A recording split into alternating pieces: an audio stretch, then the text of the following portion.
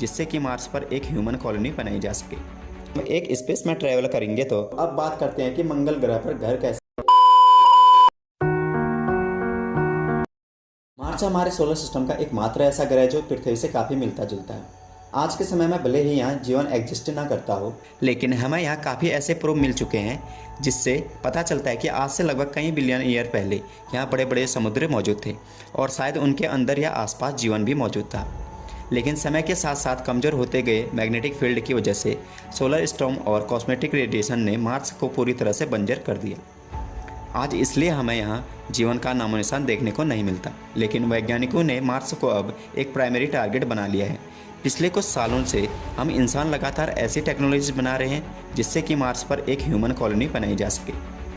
इसके बाद आपके मन में कई सवाल आ रहे होंगे कि आखिर मार्स पर रहना कैसा होगा, वहाँ पर हम इंसानों का जीवन कैसा होगा और मार्स पर हम इंसानों को किन किन परेशानियों का सामना करना पड़ेगा। तो दोस्तों, आज की इस वीडियो में हम आपको इन्हीं सवालों का जवाब देने वाले हैं। तो वीडियो काफ़ी इंटरेस्टिंग और इन्फॉर्मेटिव होने वाली है, तो वीडियो के साथ अंत तक बने रहिए। तो दोस्तों, चलिए वीडियो को शुरू करते हैं। मंगल ग्रह पर जाने की रेस में अभी तक स्पेसएक्स कंपनी सबसे आगे है, जो लगातार ऐसे रियूजेबल स्पेसक्राफ्ट बना रही है जिससे इंसानों को कम खर्च में मार्स या मून पर ले जाया जा सके।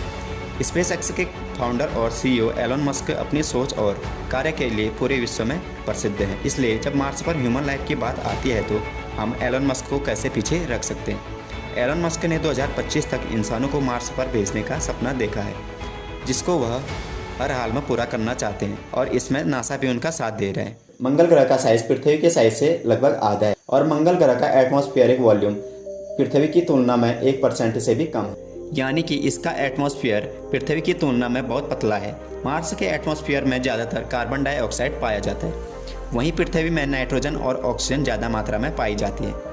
मार्स पर 95% कार्बन डाइऑक्साइड, 3% नाइट्रोजन, 1.6% ऑर्गन और बाकी बची कुछ परसेंटेज में धूल मौजूद है। इससे आप समझ सकते हैं कि मार्स में इंसानों को कितनी सारी परेशानियों का सामना करना पड़ेगा और आगे आने वाले समय में मंगल में जो भी लोग रहेंगे उनको एक ऐसे सूट की आवश्यकता होगी जिससे ऑक्सीजन लगातार सप्लाई होते रहे।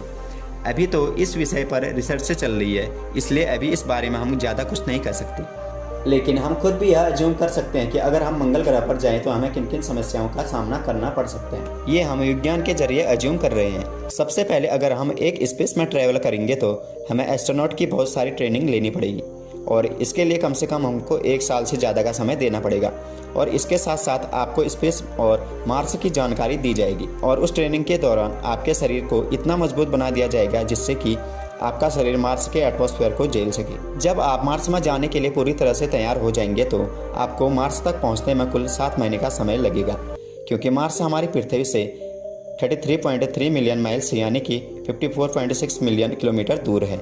इतनी लंबी यात्रा के बाद मार्स में लैंड करोगे तो उसके कुछ समय बाद पृथ्वी से दूसरा स्पेसक्राफ्ट आएगा जिसमें खाने पीने की सामान है और कुछ अन्य लोग भी होंगे, जिससे आपको मार्स पर रहने में ज़्यादा दिक्कत ना हो।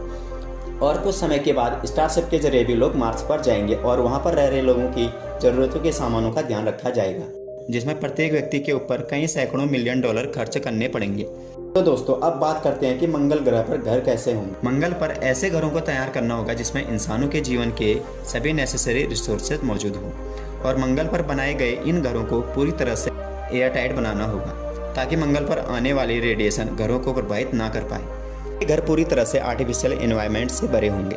हमें मंगल पर एक ऐसे क्लोज एनवायरनमेंट क्रिएट करना होगा जहाँ पेड़ पौधों के लिए आवश्यक सभी रिसोर्सेज मौजूद हो। इसके बाद ही हम मार्स पर खेती कर सकेंगे। ऐसे ही धीरे धीरे स्ट्रगल करते हुए मार्स पर इंसान धीरे धीरे रहने लगेंगे और मार्स को और भी ज़्यादा करीब से जानने लगेंगे। मार्स पर इंसानी बस्ती बसने का सपना धीरे धीरे सच होता जाएगा। तो दोस्तों, अगर धीरे धीरे टेक्नोलॉजी का विकास होता जाएगा तो वो दिन दूर नहीं कि हम बहुत ही जल्द मार्स पर रह रहे होंगे। तो दोस्तों, ये वीडियो अगर आपके लिए थोड़ी भी हेल्पफुल रही और थोड़ी भी इन्फॉर्मेटिव रही तो हमारी वीडियो को लाइक कीजिए और इसको अपने दोस्तों तक शेयर जरूर कीजिए। और दोस्तों, ऐसे ही इन्फॉर्मेटिव वीडियोज़ को देखने के लिए हमारे चैनल व्यूअर अल्टीमेट गाइड को सब्सक्राइब जरूर कीजिए। Thank you for watching this video.